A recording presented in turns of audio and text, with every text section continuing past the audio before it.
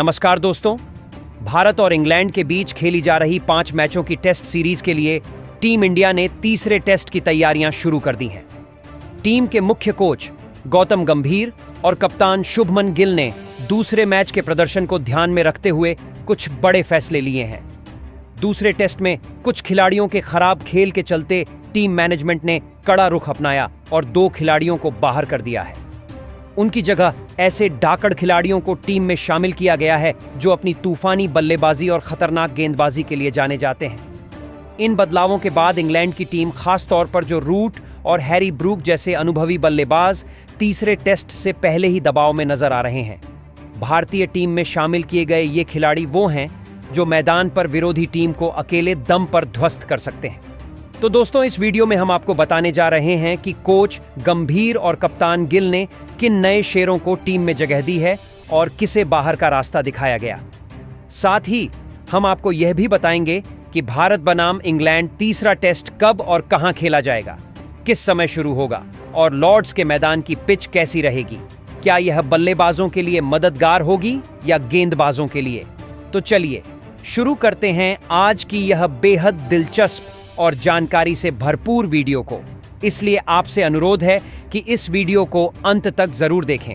लेकिन उससे पहले, अगर आप चाहते हैं कि शुभमन गिल तीसरे टेस्ट में भी दोहरा शतक ठोककर इंग्लैंड के छक्के छुड़ा दें, तो इस वीडियो को लाइक करना ना भूलें और चैनल को सब्सक्राइब जरूर करें। तो अब देर किए बिना सीधे बढ़ते हैं वीडियो की ओर। दोस्तों, तीसरा टेस्ट मुकाबला भारत और इंग्लैंड के बीच बेहद खास और रोमांच से भरपूर होने वाला है। भारत और इंग्लैंड की यह भिड़ंत 10 जुलाई से शुरू होगी और वह भी लॉर्ड्स के ऐतिहासिक मैदान पर। भारतीय दर्शकों के लिए यह मुकाबला दोपहर 3:30 से शुरू होगा। अब अगर लॉर्ड्स की पिच की बात करें तो यह टेस्ट क्रिकेट के लिहाज से संतुलित मानी जाती है। पहले दिन अगर आसमान में बादल हों तो तेज गेंदबाजों को स्विंग और सीम मूवमेंट दोनों मिल सकते हैं। लेकिन जैसे जैसे मुकाबला आगे बढ़ता है, बैटिंग करना थोड़ा आसान हो जाता है, खासकर दूसरी और तीसरी पारी में।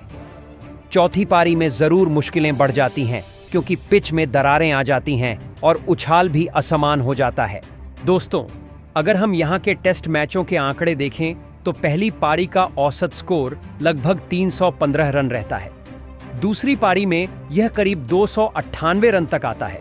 तीसरी पारी में औसतन 256 रन बनते हैं और चौथी पारी का औसत स्कोर महज 155 रन होता है।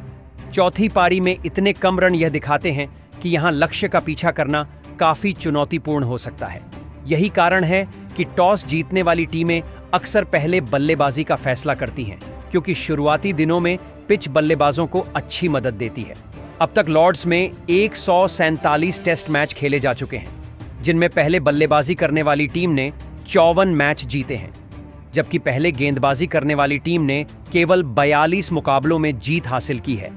इस ऐतिहासिक मैदान पर भारत और इंग्लैंड के बीच अब तक कुल 5 टेस्ट मैच हुए हैं, जिनमें भारत ने 4 बार इंग्लैंड को हराया है, जबकि इंग्लैंड को सिर्फ 1 जीत मिली है। इन आंकड़ों से साफ होता है कि इस मैदान पर भारतीय टीम इंग्लैंड के मुकाबले मजबूत रही है। हालांकि दोस्तों, इंग्लैंड जैसी ताकतवर टीम को टेस्ट क्रिकेट में कभी भी हल्के में नहीं लेना चाहिए। इंग्लैंड ने तीसरे टेस्ट के लिए अपनी प्लेइंग 11 में कुछ दमदार और खतरनाक खिलाड़ी शामिल किए हैं, जिससे यह मैच बेहद रोमांचक और कड़ा होने वाला है। तो दोस्तों, अब आपको यह अच्छी तरह समझ आ गया होगा कि भारत और इंग्लैंड के बीच तीसरा टेस्ट मैच कब और कहां खेला जाएगा और भारतीय टीम इस मुकाबले में कैसी रणनीति के साथ उतरेगी। साथ ही लॉर्ड्स की पिच और पुराने रिकॉर्ड्स के आधार पर यह भी साफ हो गया होगा कि यह मुकाबला कितना दिलचस्प रहने वाला है। अब चलिए बात करते हैं भारतीय टीम की खास रणनीति की। जी हां, भारतीय टेस्ट टीम के मुख्य कोच गौतम गंभीर और कप्तान शुभमन गिल ने तीसरे टेस्ट के लिए सलामी जोड़ी के रूप में फिर से केएल राहुल और यशस्वी जायसवाल पर भरोसा जताया है। ये जोड़ी भारतीय बल्लेबाजी क्रम को नई दिशा और मजबूती देने में सक्षम मानी जा रही है, जो इंग्लैंड के गेंदबाजों के लिए बड़ी चुनौती बन सकती है। अगर केएल राहुल की बात करें तो वे विकेट कीपर बल्लेबाज होने के साथ साथ टीम इंडिया के सबसे भरोसेमंद खिलाड़ियों में से एक हैं। तकनीक में माहिर राहुल मुश्किल हालातों में भी टीम के लिए उपयोगी पारियां खेलने का माद्दा रखते हैं। 2025 की इंग्लैंड टेस्ट सीरीज में उन्होंने अपने खेल से सभी का ध्यान आकर्षित किया।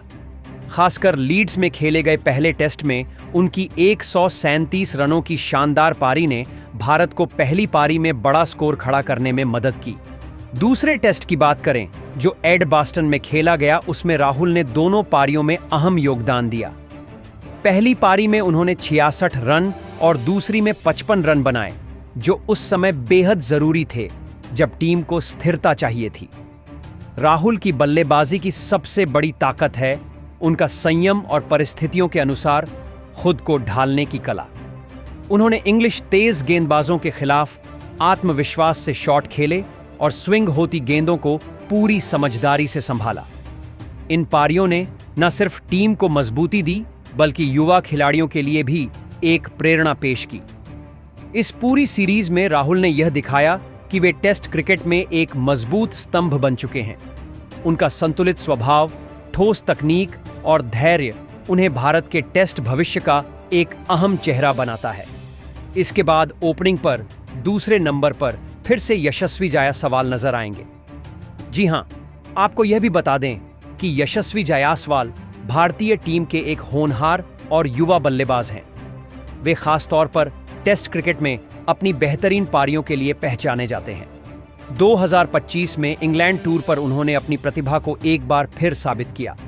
हेडिंग्ले में खेले गए पहले टेस्ट में उन्होंने शानदार शतक जमाकर भारत को अच्छी शुरुआत दिलाई। हालांकि इसी मैच में उनसे 4 आसान कैच भी छूटे, जिसके चलते उन्हें आलोचनाओं का सामना करना पड़ा। वहीं बर्मिंघम के एडबस्टन मैदान पर दूसरे टेस्ट में उन्होंने 106 गेंदों पर 88 रन की तेज पारी खेली। इसमें 13 चौके शामिल थे और इससे भारत को मजबूत शुरुआत मिली। इस पारी से उन्होंने इंग्लैंड में भारतीय ओपनर के तौर पर सबसे कम गेंदों में 50 से अधिक रन बनाने का रिकॉर्ड बनाया। हालांकि इस मुकाबले में उनकी और इंग्लैंड के कप्तान बेन स्टोक्स के बीच कुछ कहासुनी भी हो गई, जिसे अंपायरों ने संभाला। उनकी बैटिंग में दिखा आत्मविश्वास और परिपक्वता उन्हें टीम का अहम हिस्सा बना रही है। हालांकि फील्डिंग में सुधार की जरूरत अब भी महसूस होती है। तो वहीं तीसरे टेस्ट मुकाबले के लिए भारतीय टीम में एक अहम बदलाव किया गया है। इस बार मुख्य कोच गौतम गंभीर और कप्तान शुभमन गिल ने नंबर 3 के स्थान पर करुण नायर को टीम से बाहर कर दिया है। उनकी जगह टीम में वापसी की है युवा और जोशीले बल्लेबाज साई सुदर्शन को। साई ने हाल ही में इंग्लैंड के खिलाफ 2025 में अपना पहला टेस्ट मैच खेला था। हालांकि उनका डेब्यू उम्मीदों के मुताबिक नहीं रहा। पहली पारी में वे बिना खाता खोले पवेलियन लौट गए। महज 4 गेंदों का सामना करने के बाद उन्हें इंग्लैंड के अनुभवी ऑलराउंडर बेन स्टोक्स ने चलता किया और विकेट के पीछे जैमी स्मिथ ने उनका कैच लपका। यह एक दुर्लभ क्षण था, क्योंकि 14 सालों में पहली बार कोई भारतीय बल्लेबाज टेस्ट डेब्यू पर 0 पर आउट हुआ। हालांकि इस नाकामी के बावजूद साई सुदर्शन में आत्मविश्वास की कोई कमी नहीं देखी गई। अनुभवी खिलाड़ी दिनेश कार्तिक ने उनके तकनीकी हुनर की तारीफ करते हुए इसे केवल शुरुआत की घबराहट बताया। दूसरी पारी में साई ने खुद को थोड़ा संभाला और समझदारी से बल्लेबाजी कर यह जताया कि उनमें संभावनाएं मौजूद हैं। इंग्लैंड की स्विंग और उछाल भरी पिचों पर शुरुआत करना आसान नहीं होता, लेकिन उनके अंदर सीखने और टिकने की क्षमता साफ नजर आई। इसी भरोसे पर उन्हें तीसरे टेस्ट में दोबारा मौका दिया गया है। वहीं नंबर 4 पर उतरेंगे टीम के कप्तान शुभमन गिल। शुभमन गिल ने भारतीय टीम के लिए लगातार बेहतरीन प्रदर्शन से खुद को एक मजबूत स्तंभ के रूप में स्थापित किया है। जुलाई 2025 की इंग्लैंड सीरीज में उन्होंने अपनी कप्तानी के साथ साथ बल्ले से भी शानदार योगदान दिया। पहले टेस्ट में उन्होंने धैर्यपूर्वक 114 रन बनाकर टीम को स्थिरता दी। इसके बाद दूसरे टेस्ट की पहली पारी में उन्होंने 259 रनों की विशाल पारी खेली, जिसमें 30 चौके और 3 शामिल थे। उनकी यह पारी इंग्लैंड में विदेशी कप्तानों द्वारा बनाए गए श्रेष्ठ स्कोरों में गिनी गई। वहीं दूसरी पारी में भी उन्होंने 161 रन बनाकर टीम को मजबूती से आगे बढ़ाया। भारत ने इंग्लैंड के सामने 587 रन का मजबूत लक्ष्य रखा। इस पूरी पारी में भारतीय टीम ने कुल 987 रन बनाते हुए नया रिकॉर्ड बनाया। शुभमन गिल की बल्लेबाजी और कप्तानी दोनों ने ही शानदार मिसाल पेश की। उनकी सदी हुई तकनीक और धैर्य ने टीम इंडिया को जीत दिलाने में अहम भूमिका निभाई। यह प्रदर्शन साफ दिखाता है कि वह भारतीय क्रिकेट के उज्जवल भविष्य के मजबूत स्तंभ है। इसी के साथ तीसरे टेस्ट में 5वें क्रम पर ऋषभ पंत को मौका दिया गया है। जी हां, ऋषभ पंत भारतीय टेस्ट टीम के प्रमुख विकेटकीपर बल्लेबाज माने जाते हैं। उनकी आक्रामक लेकिन संयमित बल्लेबाजी ने कई बार टीम को मुश्किल हालात से उबारा है। पंत के खेल में गजब का धैर्य और हमला करने की खासियत दोनों का मेल दिखता है, जिससे वे गेंदबाजों पर दबाव बना देते हैं। 2025 में इंग्लैंड के खिलाफ टेस्ट सीरीज में भी पंत का प्रदर्शन बेहतरीन रहा।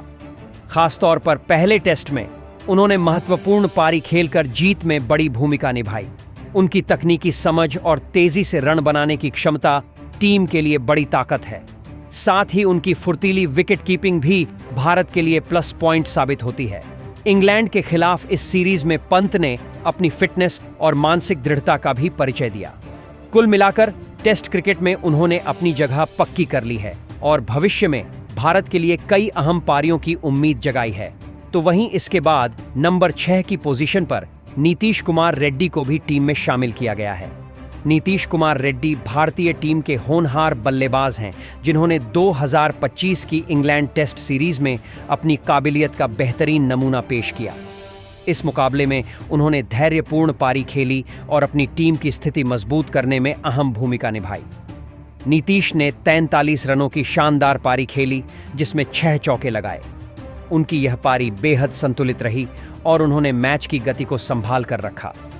उनकी तकनीक और फिटनेस ने उन्हें लंबी पारी खेलने में मदद दी और उन्होंने विपक्षी गेंदबाजों का डटकर सामना किया। इस बेहतरीन प्रदर्शन से उन्हें टीम में अपनी जगह पक्की करने में सफलता मिली।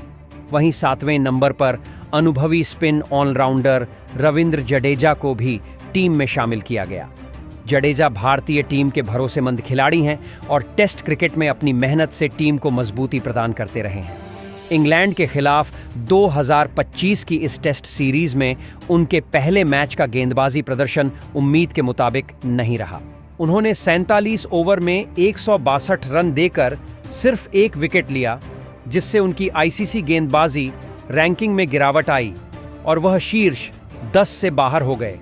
लेकिन दूसरे टेस्ट में उन्होंने बल्ले से शानदार योगदान दिया। उन्होंने 137 गेंदों पर 99 रन की पारी खेली, जो उनके टेस्ट करियर के शतक से सिर्फ 11 रन कम थी।